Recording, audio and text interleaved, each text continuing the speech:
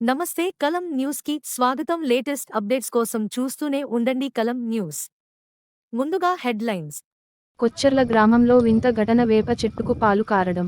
ఏలూరు, కలిదిండి మండలం కొచ్చెర్ల గ్రామం నుంచి వైవాక వెళ్లే దారి మార్గంలో వేప చెట్టుకు పాలు కారడం జనాలను ఆశ్చర్యానికి గురి చేసింది.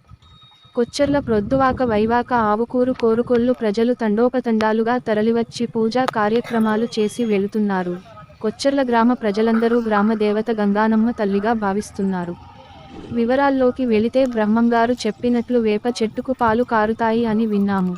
ఈరోజు ప్రత్యక్షంగా మా గ్రామంలో చూడడం మాకు చాలా ఆనందంగా ఉంది. మా గ్రామదేవతలే సాక్షాత్తు దర్శనమిచ్చినట్లుగా భావిస్తున్నామని గ్రామస్తులు తెలియజేశారు.